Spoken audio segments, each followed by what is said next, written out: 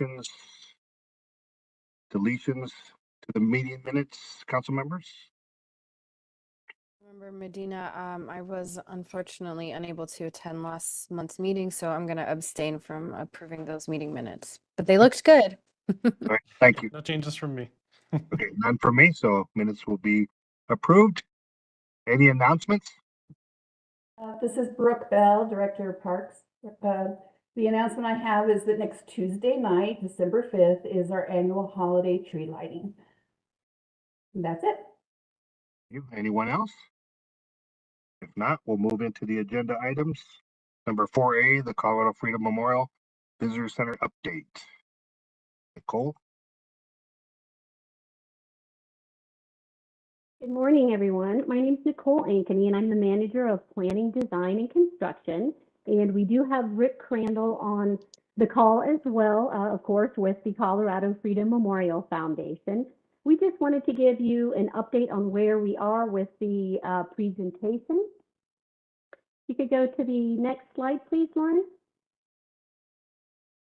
So as you probably remember, the Visitor and Education Center is intended to be a gathering place really to honor, to educate, and to remember the price that was paid for freedom, and to also pay tribute to the 6,218 Colorado veterans killed in action. It's also to teach future generations about service and sacrifice, as well as host public programs presented by Buckley Space Force Base, Aurora Chamber, Defense Council historians, authors, and distinguished visitors as well. Next slide, please. So we wanted to share with you all some of the renderings put together by Rick Crandall's team at Galloway Design. So we're just going to quickly go through some of the renderings of what the building is intended to look like. This is the front facade. Next slide, please. And Rick, please feel free to chime in if you have anything that you want to add to support the conversation on the design of the building and some of the thought process that went through. Sure. We will have some floor plans to show as well. Yeah. Go ahead. Thanks, Nicole. And I was just, the only thing I was going to add is, man, that's a good looking building. It's going to be a great addition to the city. I think a welcome addition to the city. As you see the building in this picture, to the upper left there, you see an observation deck that points directly towards the Colorado Freedom Memorial. So this would be an east-west. This would be the west side of the building, and it would look directly north towards the Colorado Freedom Memorial on the other side of the park. Excellent. Laura, next slide, please. So on the left, you have the site plan. So this illustrates the amount of work that is being done. Essentially, there will be a total of 89 parking spaces. That does include 8 that are accessible. A lot of pedestrian connectivity, and then associated landscaping that ties in nicely with the existing memorial and other features on the site.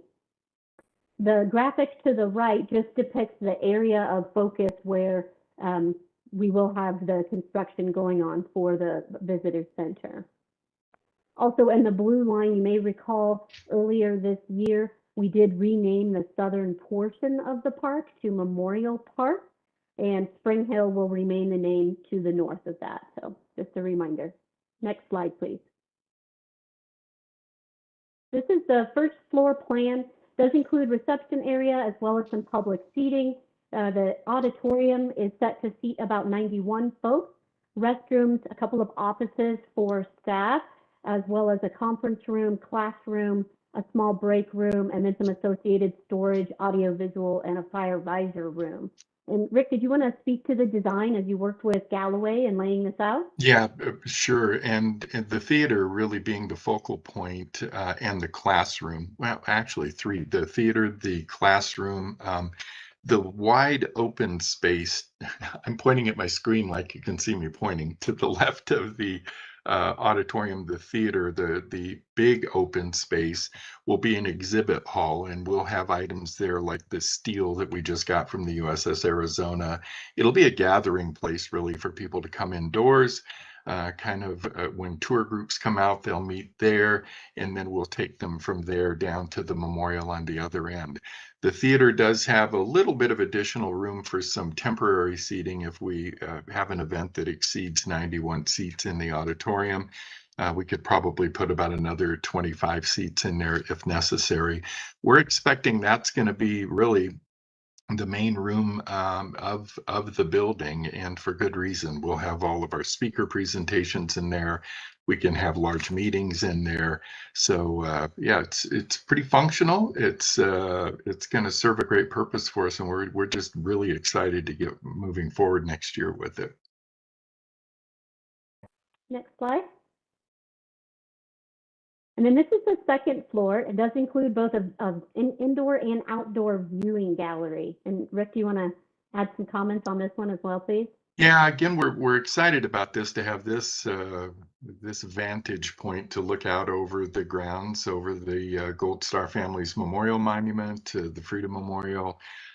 It's going to be a perfect view, and you'll get a little bit at the tip of the viewing gallery. You'll get a little bit of a great second story view of the Front Range and those mountains of Colorado, which are reflected in the memorial. So it'll really be an exciting, different perspective of the whole site that we're really looking forward to.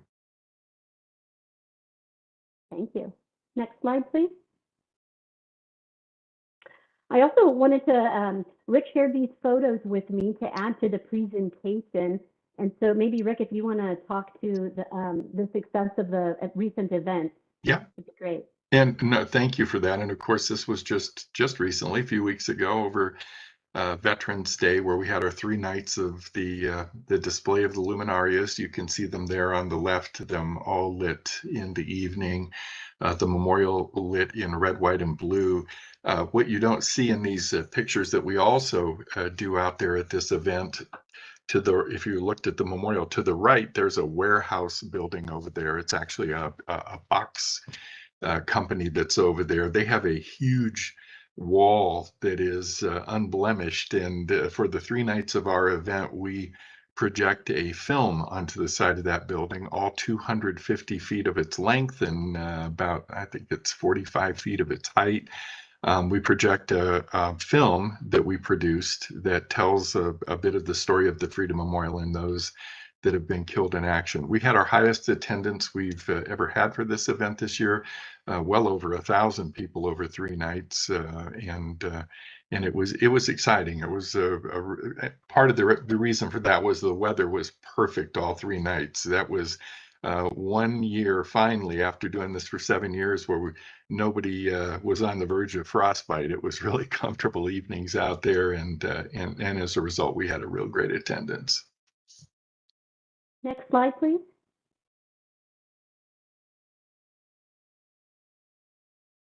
I can show you that we've put a rendering out there, just a little opportunity for us to let folks get a glimpse of what will be out there in the park, and then thanking them for their support. And we'll begin after the first of the year, we'll begin to mention donors on the board as a way of enticing others to join that group.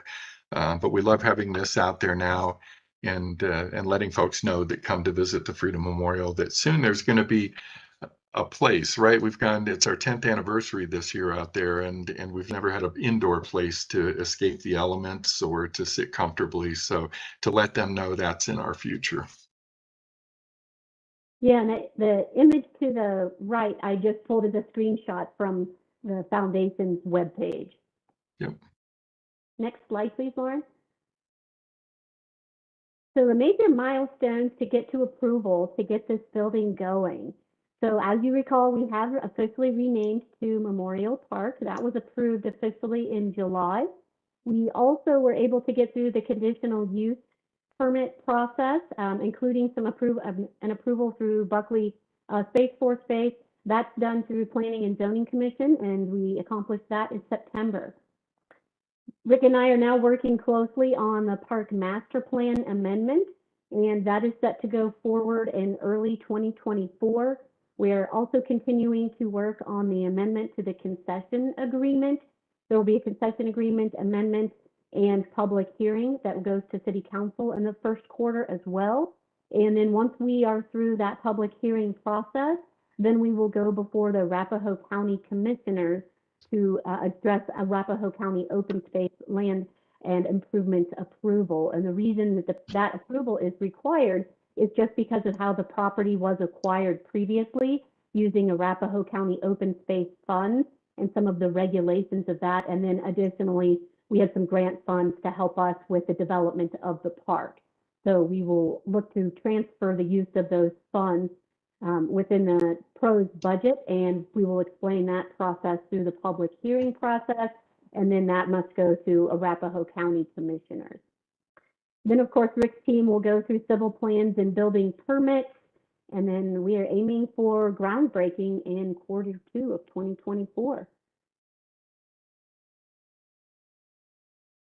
Rick, do you have any other items to add to? No, other than that's I think we've got a great target. I think we've certainly been communicating through the whole process. Every channel has been communicating, and so it gives me a lot of confidence in meeting our targets. Excellent. Next slide, please. I believe that's it. Do you guys have any questions for me or for Rick? Thank you, Nicole and Rick, for the presentation. Councilmember Murillo, do you have any questions? No questions, but I echo, it looks like a really lovely building, and I'm looking forward to seeing it come to fruition. And thank you for all of your hard work, Rick. No, I appreciate that. Thank you very much. Councilmember Marcano? Thank you, Councilor Medina. And yeah, likewise, Rick, I think this is a fantastic project. I'm really just honestly grateful to you and the organization for all the work y'all have done to honor, those who serve our country. And I really appreciate the educational component in the community space of this. So well done. Yeah, thank you. That's the highlight really for us. We're actually seeing this as an opportunity to redefine the way that we remember those people that have given their lives. For so long, it's just been a standard stone wall with their names on it, and you put it up and walk away from it. And okay, we did that and we honored them and feel good. But we don't think you feel good with that until you've taught a little bit further about who they were and what their dreams were and what they gave up for us. And so, yeah, we now, as our mission statement, unofficial, say, we're redefining the way that we honor and memorialize the fallen. And I'm really proud that it's happening in Aurora. So, and I can't thank you all enough for your support. Again, thank you, Nicole, and thank you, Rick, again, for all your hard work and making this to fruition. Again, the plans speak for themselves. Yeah, it's definitely the beautiful building. It looks great, and I'll be happy to see it when it comes to fruition. And like you said, getting more people to know about it, number one, Yeah. and the history of their community is always an important thing. And yeah, I think that's important for us all. Can't wait to have you out there. I'll buy you a cup of coffee. Not a problem. Thank you, sir. All right. Thanks again. All right. And I'll move on to the next agenda item, which is 4B, which is commemorative bench and memorial tree programs policy. Nicole again? Yes, me again. So just for the record, my name is Nicole Ankeny. I'm the Manager of Planning, Design, and Construction. Next slide, please. So just for a little bit of background, we've had our commemorative bench program for decades. As I was doing some research, we do have data that goes back to 2006. However, we know that the bench program started much earlier than that. We've been currently communicating the parameters of our program on our website and through a published flyer. However, at this point in time, we've really had a program that we have managed. However, there's not a department official policy. So we believe that PRO should have an official policy and also an internal standard operating procedure that serves us into the future so that we're being consistent in how we're administering this program. For a little bit of background and stats, we have 110 commemorative benches currently throughout about 47 different sites across the city. Just to give you a sense of scale, we've got almost 370 other benches that are non-commemorative, and we average about 10 to 12 requests annually through this program. As we've been doing analysis over the last couple of years, and you all are well aware some of the implications of inflation and things that occurred through the pandemic, we have seen costs go up. So through our analysis, we are looking to increase costs to for the program to $3,750. That would be up from $2,650, and that's really intended to cover all of our materials and construction costs associated with administering this program. We did do research across the Front Range. Agencies have programs that range anywhere from $3,000 to almost $4,800. So we are very much in alignment with that, with these cost increases. And because it is a self-elected process to apply for participating in this program, it does need to remain self-sustainable. So please note those changes to cover our costs. Next slide, please. As part of the policy, official policy, and we did include a draft version of that in your packet. The intent was that we would finalize the policy, though it is a director's policy handled at the department level. We did want to ensure that we sought feedback from both the Parks and Recreation Advisory Board as well as you all today. We will have one more technical review and then one more legal review before finalizing that. The intent would be that the policy would be effective on January 1st, and then we would begin accepting requests again at that point in time. We put the program on pause to address the cost issue. We found that the bench program was costing us on average $800 to $1,000 over what the cost to manage the program was costing an additional $800 to $1,000 above what the cost to the participants was. So that we put a pause on the program earlier this year. The intent would be for participation to be for 10 years from the date of installation. And then the goal would be that sponsors would be eligible to renew for an additional period of time at the current cost of the program. And then we would like to have existing benches be subject to a 20-year participation period that would begin. Nicole, I'm not sure you can hear us, but we lost you at the renewal of the program. I think that might be on your end, Brooke, because I was hearing her the whole time. Okay, thank you. Okay, thank you, Brian. I was going to switch. I was wondering if it was my headphones. Okay, I will keep going, but please raise your hands if you're unable to hear me. Is everyone else able to hear? Good. I can hear you. Yeah, I can hear you just fine. Okay, thank you.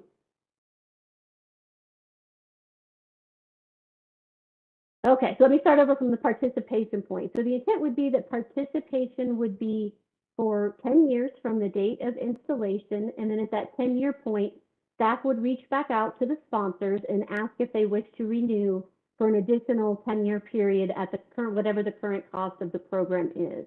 And the purpose of this is to allow the benches to roll over and give others an opportunity to participate in the program, while also being cognizant that we want to be respectful of those that have already paid in.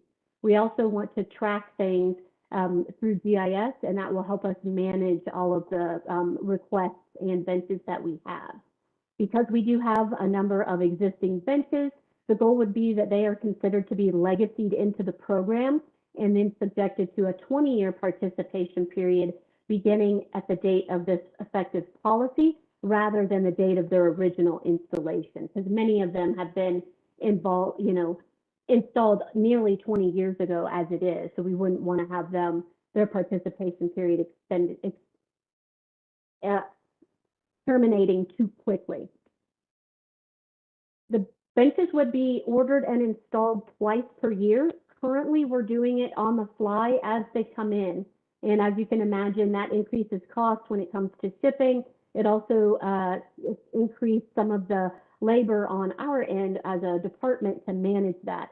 So by consolidating to 2 time frames throughout the year to purchase those benches, that will allow us some efficiency on the staffing side of things. We're also updating language for remains due to some of the changes in state law. We have always prohibited the use of cremated remains. Now that composted remains have come into play, we will be prohibiting the use of composted remains. On occasion, when these benches go in, we have been asked by the folks sponsoring the benches if they are allowed to put in some of their cremated or composted remains into the construction when the concrete pad goes in. And historically, we have not allowed the cremated remains. So this is just an update to acknowledge the change with regards to composted remains. The city also has a policy that's already on file that does not allow for memorials or materials to be left on site anywhere associated with the benches or really anywhere in our parks and open spaces. We will also be removing golf courses from eligibility to the bench program. This is due to the challenges with the construction and the maintenance. Of course, the irrigation systems and so forth around the golf courses and keeping our golf courses in good condition is of the utmost importance. And it's really difficult when people request the golf courses because everybody has a specific favorite spot, and trying to address that is challenging. So these would be, so the golf courses would not be eligible for the program.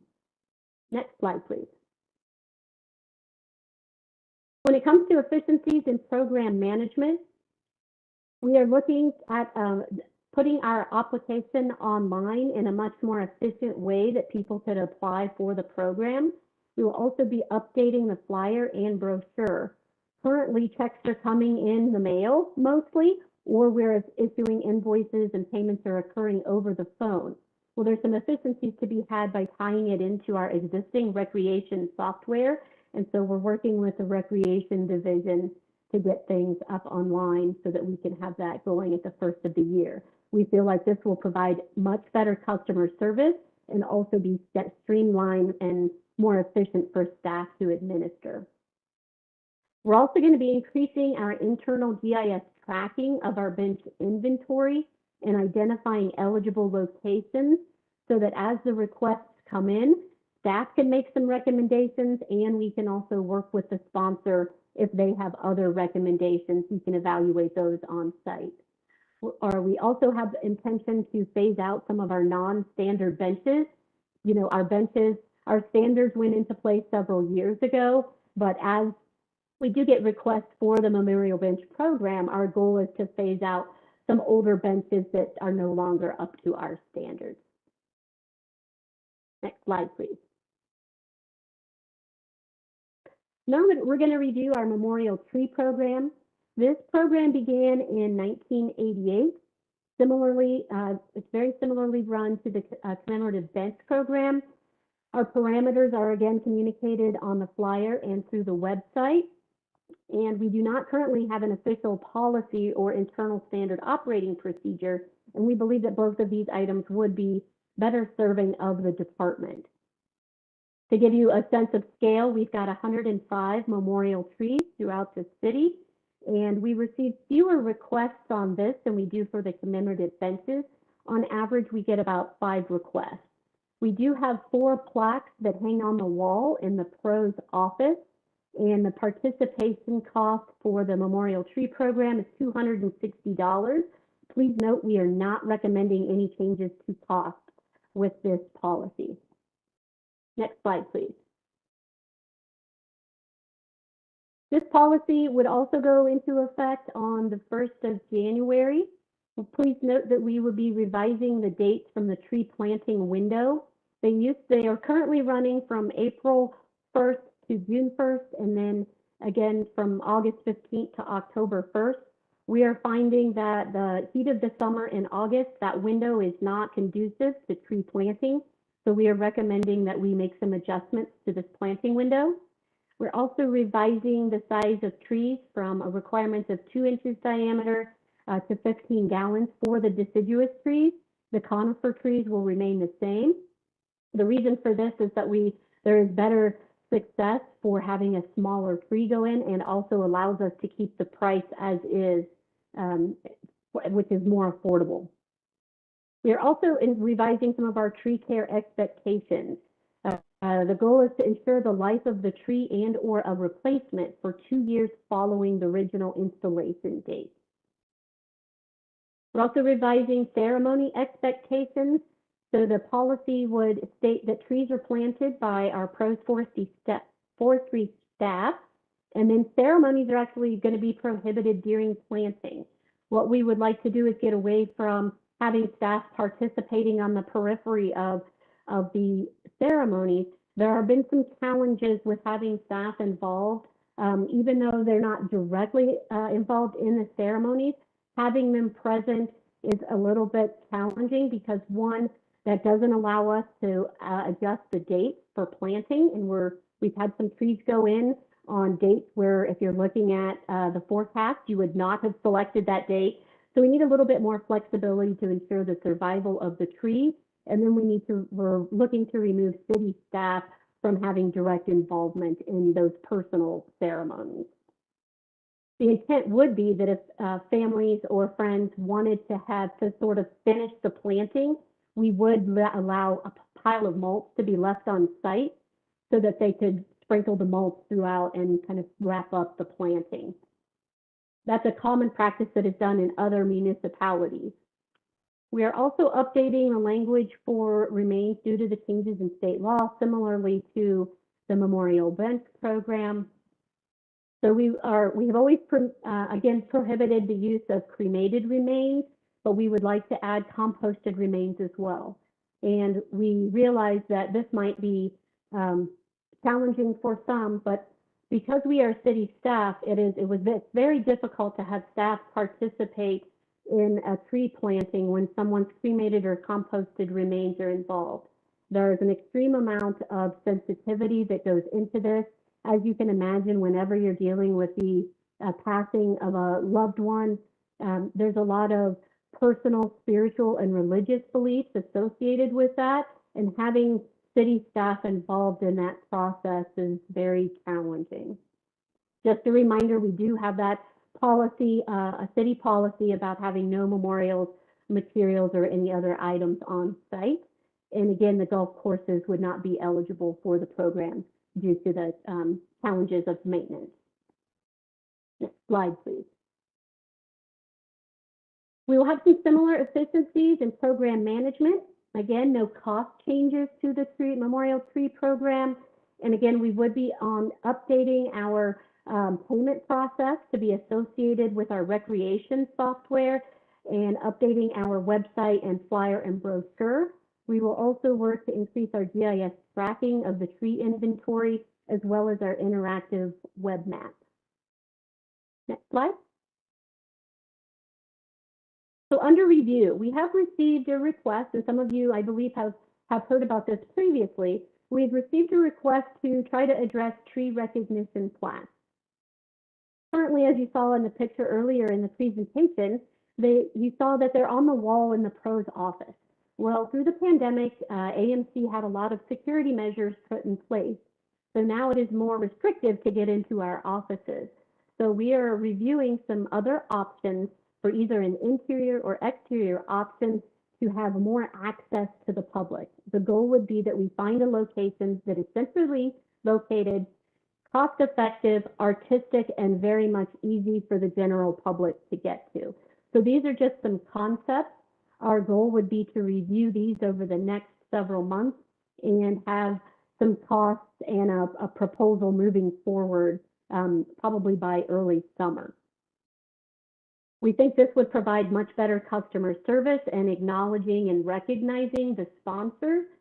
Having individual plaques at the trees is problematic from a maintenance and a vandalism standpoint. And there are very few agencies across the Front Range. Actually, I don't know of any that come to mind that allow them to be directly at the tree site. So having a centralized location that is cost effective and also allows staff to keep an eye on it will help limit the implications for vandalism and graffiti and that sort of thing. Next slide, please. So that concludes the presentation. If you guys have any questions, I would be happy to answer them.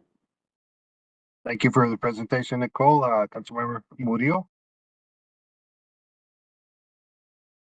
No questions. Excited to, see the updates, and I think they make sense, especially with the plaques and the sensitivity around kind of end of life, religious, spiritual, cultural beliefs. So I think they make a lot of sense. So thank you for the updates. Thank you. Councilmember Marcano. Councilmember Medina, and thank you, Nicole, for the presentation. So first, I'll start with the trees. I think that the kind of like the proposals there for a larger memorial that's like more centrally located, that's beautiful. I really love that idea. I was disappointed to learn that we are currently just keeping, a plaque in the pro's office. So yeah, I'm very supportive of us moving in a more public direction with that. With regards to the commemorative bench program, I'm just kind of like having a bit of sticker shock with the 2024 proposed costs. And I had heard very recently, I think it was Commerce City, that was actually closer to like the 2,600 figure that we had in there from 2022. So I guess I'd like to know a little more about why, we ended up with such a high cost. Is it just like the vendor that we're using? Are we paying like the public sector premium, that we get hit with by some contractors on occasion? So what's happening? Yeah, so what's happening there, so we have a bench that meets our current standard, and it's a bench that we use throughout our park. And so they saw some material increases throughout the pandemic. So it's materials costs as it comes to the bench, and then also through the pouring of the concrete pad. Some of that's tied to the contractors that are performing the work. And that's one of the reasons that we are proposing to do them twice a year rather than one at a time. We're hoping to keep costs in check because, as you can imagine, pouring a small pad, every other month is not very cost effective, but doing it twice a year and saying, hey, you've got 6 sites or 8 sites is much better than doing one at a time. So that's the rationale for that proposal. And the costs across the Front Range do vary. Let me see if I can find some. I have my we do have a memo here. The highest cost that we have found is actually over in Denver. Denver Golf, they're at $4,725. One of the lower ones that we found was City of Boulder is about $3,000. So they kind of range anywhere from $2,500 to about $4,800. So we are within the range and we're not at the top. So we're trying, the bench that we have selected, we've been using for many years.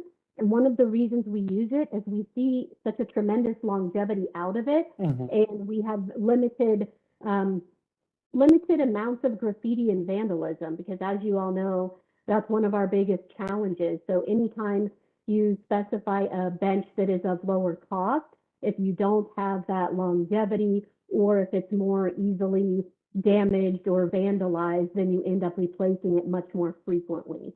So the bench we've chosen is very solid and we've been using it for years, but the vendor has seen some cost increase.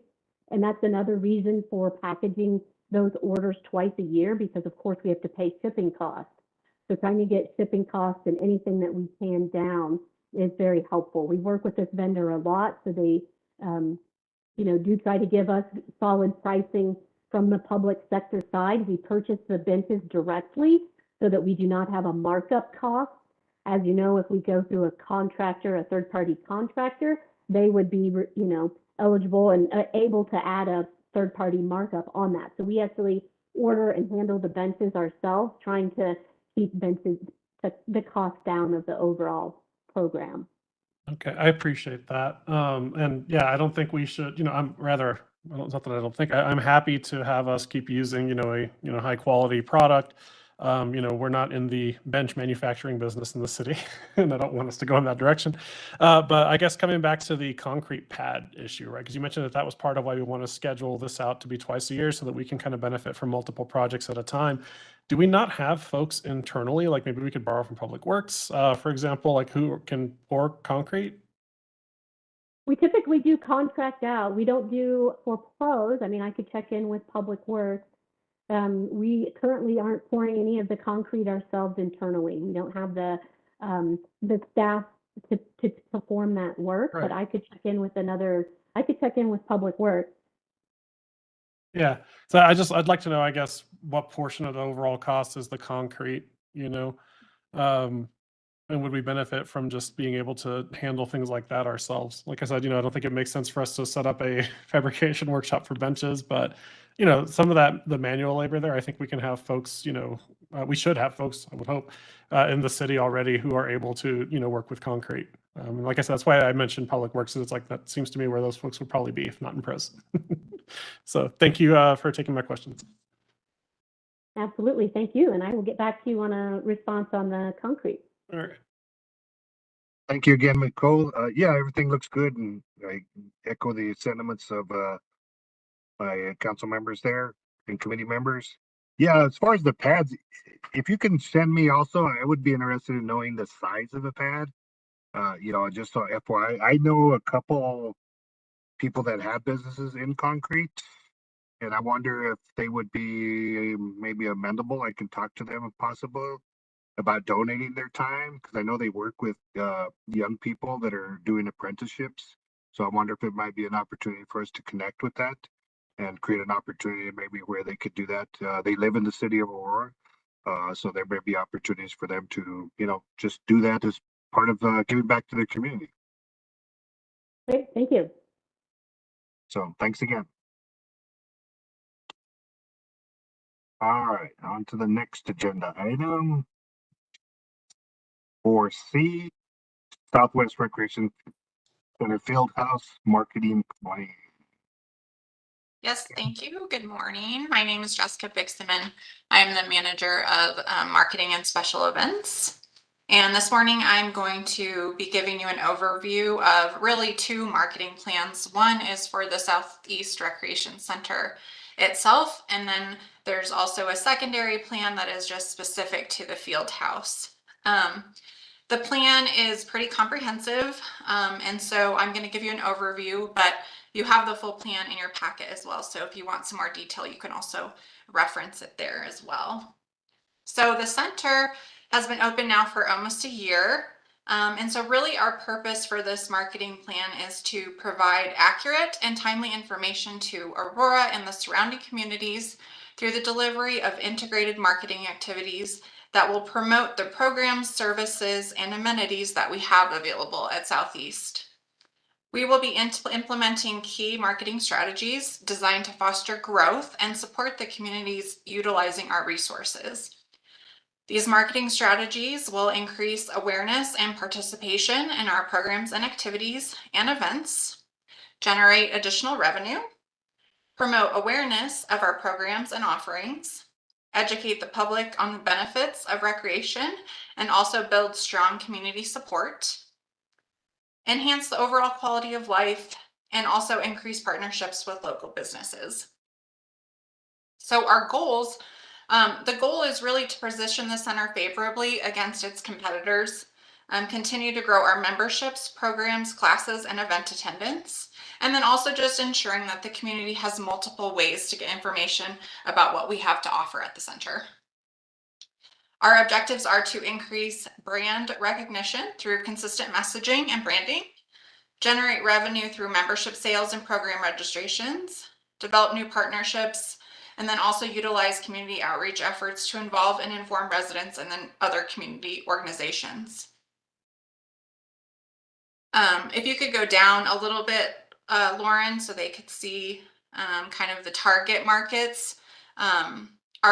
Our range of markets is wide. So we'll be marketing to everybody from residents and non-residents to current customers and patrons. and then also a range of demographics from youth to older adults within our communities, and then community organizations and businesses, and then also trying to reach some out-of-town guests that might be able to utilize the center's amenities or event spaces. Our marketing theme. So this plan is really meant to be a priority for the entire 2024 year. So it's going to be ongoing. We'll kick it off January 1, and it'll go throughout the year. So our theme, Your Center For, really that will change dependent on what we're trying to promote at that time.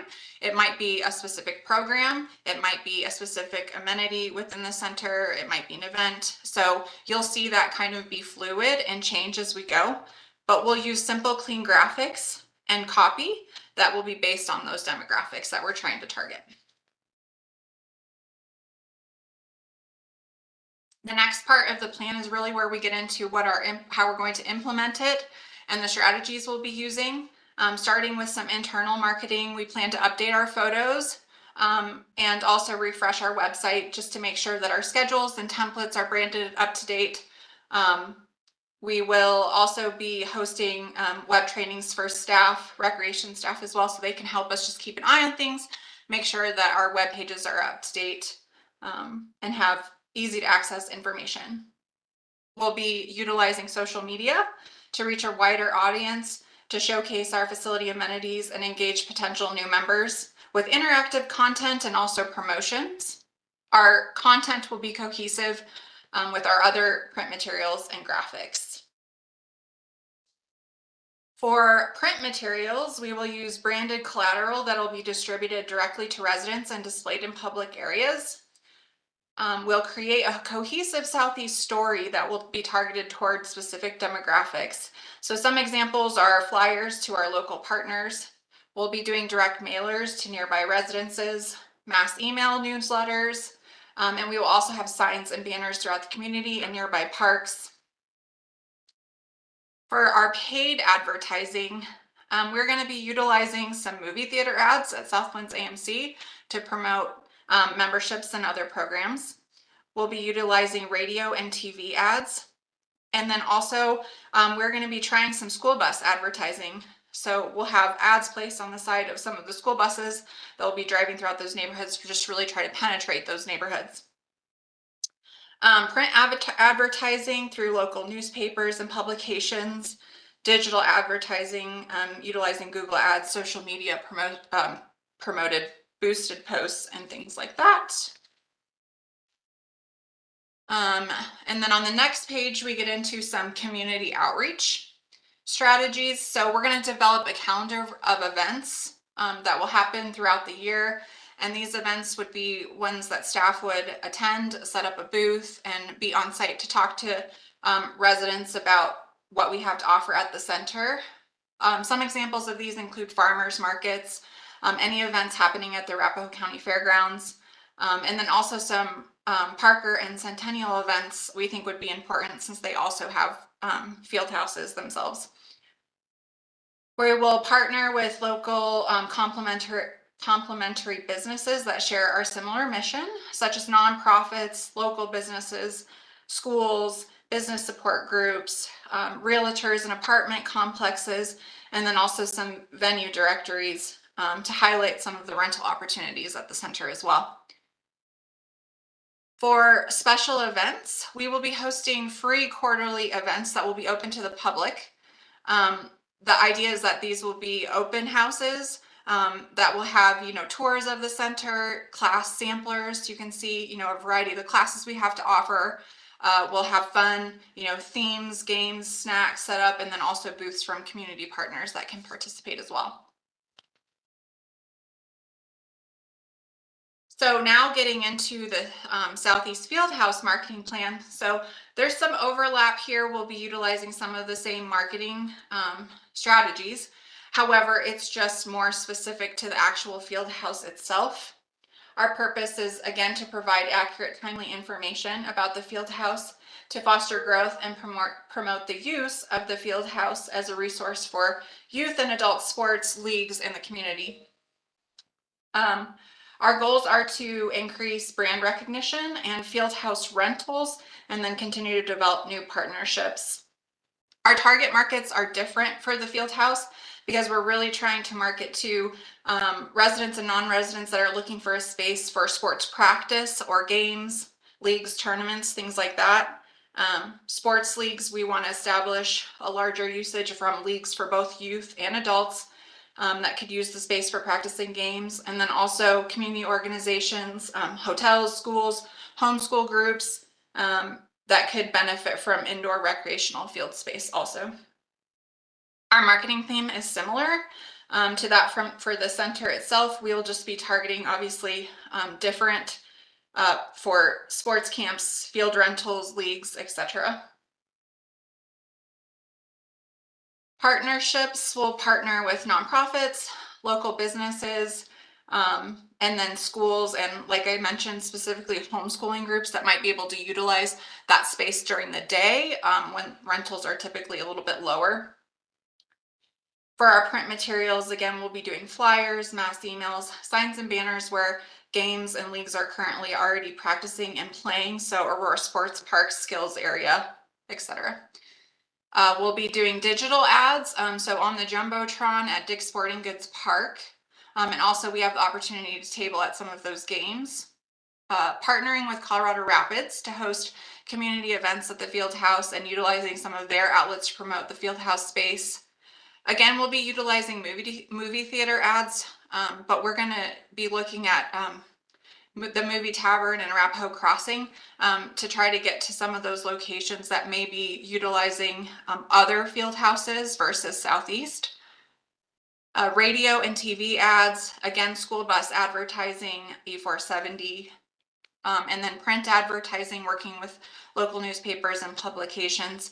We're putting an ad in the Sentinels, bringing back their newcomers guide that goes out to all Aurora residents. So we'll be having a dual ad in that this year as well. That will run all year long. And then again, utilizing digital advertising, Google ads, social media, boosted posts, email blasts, and things like that.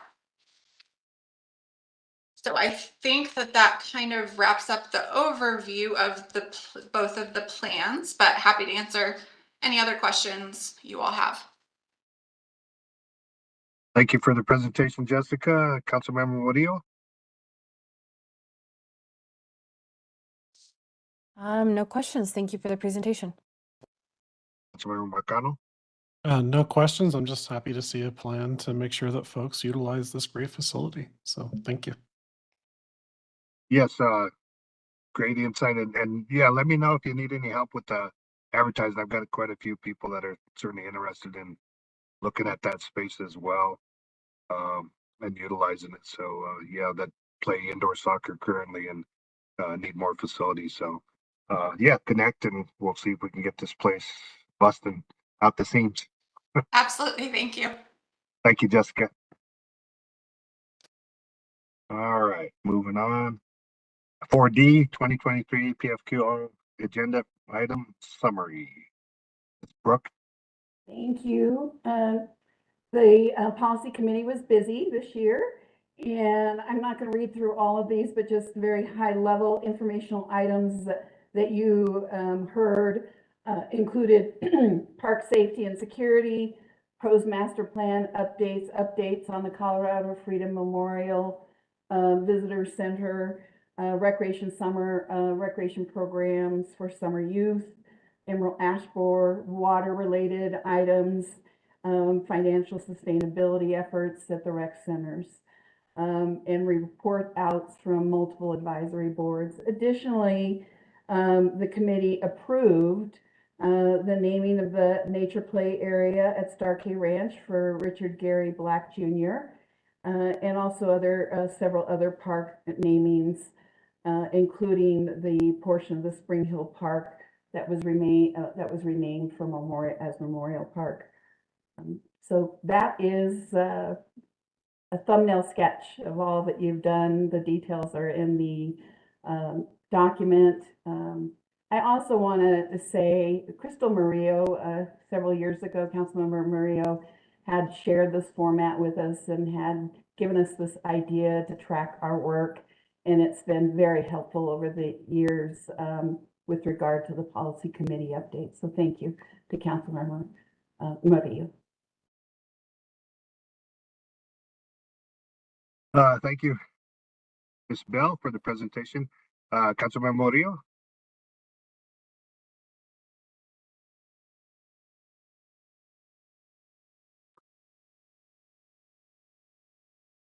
Anybody? She was there a second ago. I'm not sure what happened. She might have got caught. Councilmember Marcano, you got any questions, concerns, issues? No, just I always appreciate these looks back. I think that I've been on several committees with Councilor Murillo over the last 4 years, and yeah, this is something that I think she generally gets added into each committee that she serves on, so I find it very helpful as well. And I just want to express my gratitude to staff for just the incredible work y'all do. We have some of the best parks, I think, in the state, and y'all have a lot to do with that. So yeah, I will not be here next year, but just wanted to know that I just want you all to know that I appreciate all the work you guys do. And our city is much better off having you all here with us. Yeah, that's all. Thank you. Councilmember Medina. Yes. Sorry, I accidentally turned off all of my laptop stuff as Brooke was speaking. So I apologize if I'm abruptly kind of just jumping into the meeting. Just wanted to acknowledge and that I heard Brooke's shout out, and yeah, I hope that's helpful. I'm glad that that's helpful to you all. Yeah, any other questions for them? No questions for staff, but I also just want to recognize Councilmember Marcano and all of his tireless work on this committee and otherwise. I always appreciate the level of analysis and in-depth questions that you bring to the table, and ability for us to have thoughtful, meaningful conversations and debate even when we don't agree. And I'm gonna miss that as part of working with you on this committee specifically, and really enjoy being on this committee as well. So thank you, Councilmember Marcano. Councilmember Medina? Yes, go ahead.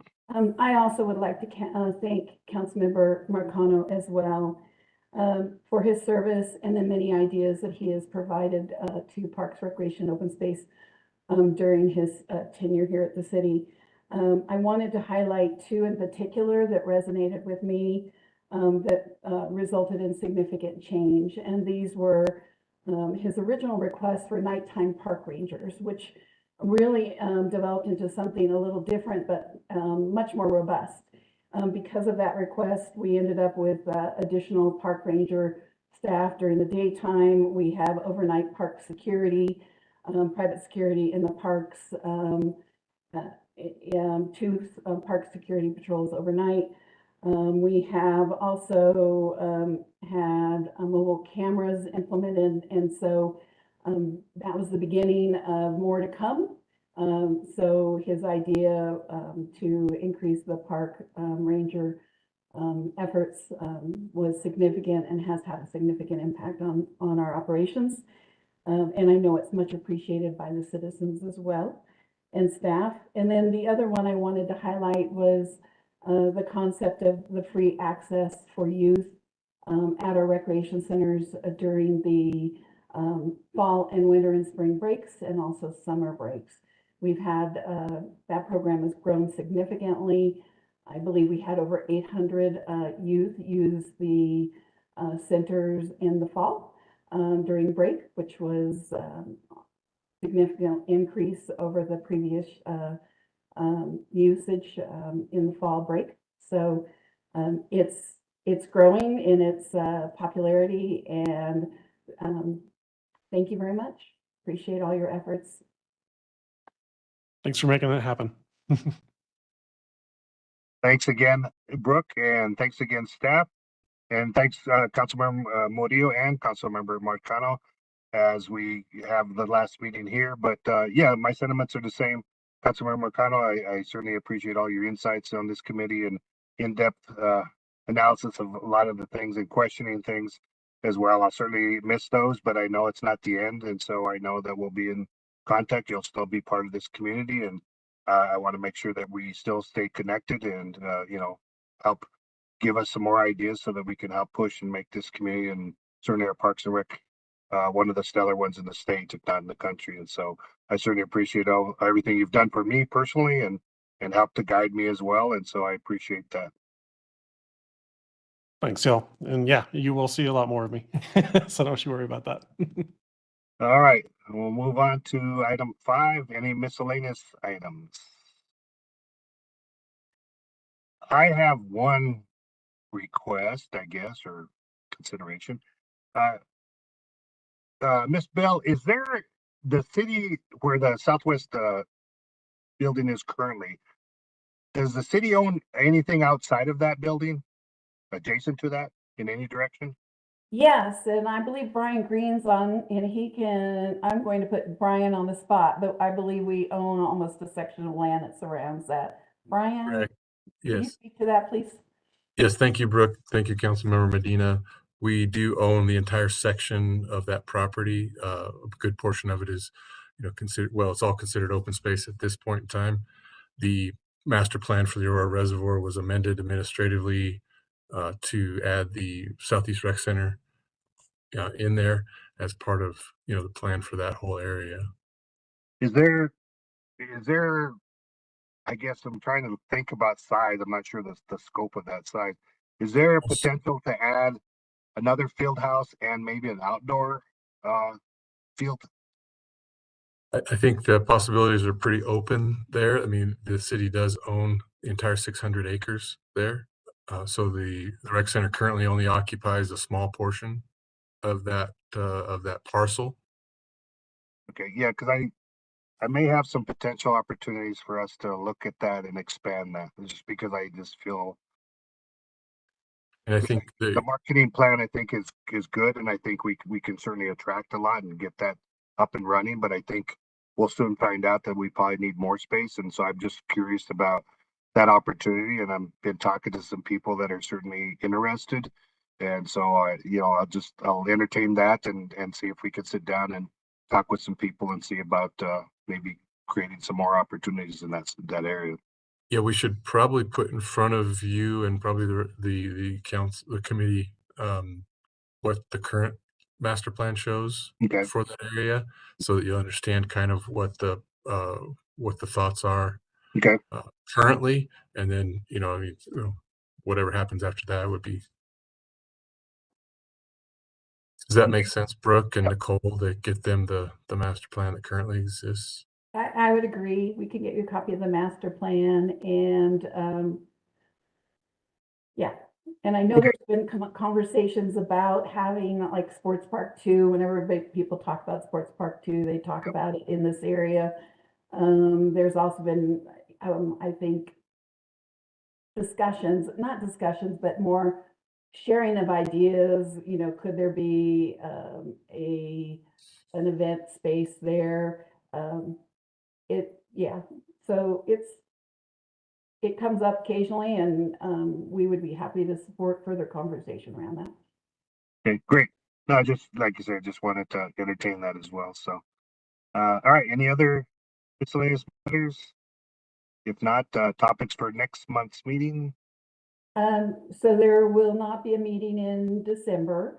And with regard to January, depending on, I don't have a list of topics right now. We'll have a new policy committee. Several of you may still be on this policy committee. And we'll provide something a little later. But right now I don't have anything specific. Okay. Well, any other questions, issues, or concerns? If not, again, I want to thank Councilmember Murillo and Councilmember Marcano for being on this committee and giving all your insights and expertise in this and helping make our parks and recreation areas robust. And thank you, staff, for everything you do. I certainly appreciate that. Having been part of you, we'll always be a part of that. And so, again, I'll always champion what you guys do and appreciate everything you guys do. So with that, no other issues, concerns, then I will adjourn the meeting. So thank you, everyone. Take care. Thanks, everyone. Bye. Bye.